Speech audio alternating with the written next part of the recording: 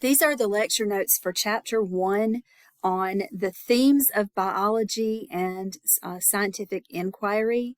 It will also touch on evolution a little bit, but it's mostly going to be just like an introduction to biology and the scientific method. So,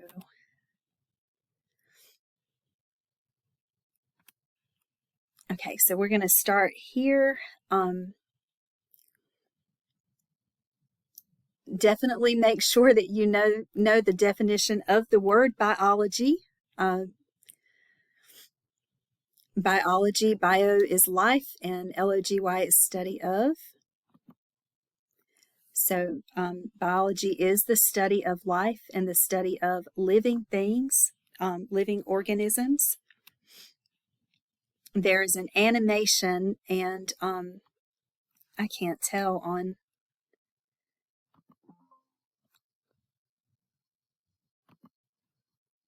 Okay, so this will be slide number 5. There's an animation on the signs of life. I can't play that I can't play the animations, but I always, when I do the lectures, the recorded lectures, I always make sure to let you know what slide number that the animations are on, so you can go back to the slides and at least watch the animations. So there's 5 unifying themes in biology. So we'll talk about those real quick. Living things are organized, basically.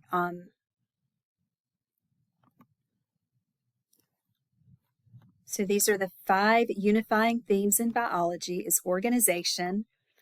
You're going to need to make sure that you know the levels of organization, beginning with an atom and going all the way to the biosphere. So like an atom is the simplest, an atom of an element is the simplest and smallest substance. And combinations of atoms give you molecules. Combinations of molecules give you large molecules we call macromolecules. And then large molecules combine to form the cell parts that we call organelles. And then organelles plus the plasma membrane combined together would give you the cell. So living things, all living things are made of at least one cell, and then combinations of cells are called tissues. Different tissues that are united into a structure that performs a function would be an organ. And then groups of organs that work together to perform a common function would be an organ system. And all the organ systems, like for example, the human organism is composed of 11 organ systems or body systems. So organization would be starting with the atom and going all the way to populations, communities, ecosystem, biosphere. And we'll get to that in the notes. But definitely there's organization in living things. Information, and that would be in the form of DNA. Energy and matter. Energy is going to be something that has to be supplied to living things. And then within an ecosystem, matter, different types of matter like carbon and water and oxygen and nitrogen, all of those are cycled. We call those nutrient cycles or chemical cycles. Their matter is recycled, but energy, we have to, ecosystems always have to have an outside source of energy. Then interactions among living things. They can be good, they can be bad, but any kind of interaction.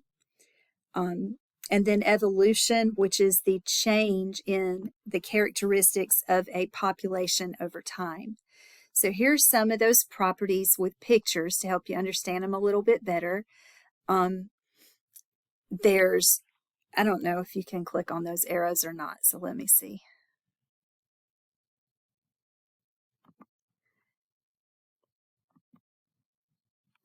Oh, okay, so everyone, no. Okay, no, it's just showing you that this picture, is representing organization, I guess.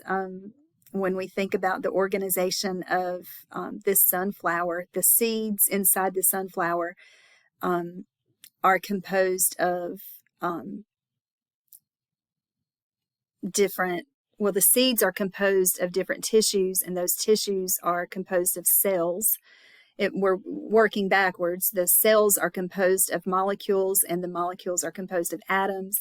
So all living things have some kind of order, beginning with an atom and going all the way to the organism. And then there's evolutionary adaptation. So this is a seahorse, if you didn't know, which is actually a fish, a bony fish. And so it evolved to look like a horse, at least its upper body. It doesn't have any, any legs. But evolutionary adaptations are like this tail that helps it hold on to this branch here that it's resting on. So that's an adaptation to help it survive. And by holding on to that branch with its tail, that's an adaptation to help the seahorse survive in its environment. Regulation is, for example, by hormones and enzymes. Reproduction, of course, is the production of offspring. Response to the environment. These are actually native plants to North Carolina. If you didn't know, they're called Venus flytraps, and they do carry out photosynthesis like all plants, but they supplement their diet of carbohydrates. They supplement with insects. They trap insects, and they actually do digest them. So their response when an insect touches one of the triggers is to close up over the insect and then basically secrete enzymes on it until it breaks down the insect and digests it, and it takes in all the digested nutrients into its body, into its individual cells. So growth and development, and growth meaning growth in size, development is referring to the stages that living things go through. Like for this plant, the stages would be from the time that the seed started germinating. You had a seed which had sprouts growing from it, and then they grew into roots and a shoot, which is the part that goes above the ground, and then that shoot grew leaves and branches. So growth and development, and then energy processing. Some living things consume their food and then digest the nutrients into smaller molecules that can enter cells, and then the cells can take those small nutrient molecules, like for example glucose is a simple sugar, and the cells can take that glucose. The mitochondria of the cells can take the glucose and break it down into and use it to make ATP, which is what our bodies use for energy. Anyway, this is a video that I would love to figure out how I can do this without. But it is slide number 8. Slide number 8 is the video on the seahorse camouflage, which is an adaptation that the seahorse has in addition to its tail. Okay. On this page, I have seen a little bit, like a few questions about this term, so I'll just explain it to you. I'm not real likely to ask you about it, but reductionism is just an approach to studying science and biology that reduces complex systems to simple components that are manageable to study. So in reductionism, for example, when we choose to study biology through reductionism or by reductionism, we're going to study the chemicals that you find in living things. We're going to study cells, individual cells. at the cellular level, processes that happen at the cellular level, like when cells divide, mitosis, cellular respiration, photosynthesis, those kinds of things are chemical reactions that happen in individual cells. And then we can study entire organisms by studying like one organism at a time, like we can study the bacteria, then we can study the algae, and then we can study the plants and the fungi. So we're not studying every single detail about biology all at one time, but we are studying small, simple components of biology. We're breaking it down into manageable topics, basically. This you definitely need to know. Okay, so make sure that you know, and we're going to start with the smallest. We'll start with the biggest number, which would be molecules, but they don't have atoms. So in this list, we're going to start with number 10, which is our smallest particles in the list. But even before molecules, molecules are composed of atoms. So we could start with atom, then molecules. Molecules combine to form these structures inside of cells. We call them organelles. This one is a chloroplast within a plant cell. And so all the organelles in that cell, plus the plasma membrane and sometimes cell wall on the outside of it, that would make up a cell. Now, some organisms are only single-celled or unicellular, so their level of organization would stop at the cell. They wouldn't have tissues or organs or organ systems. But if we have a cell, for example, a plant cell,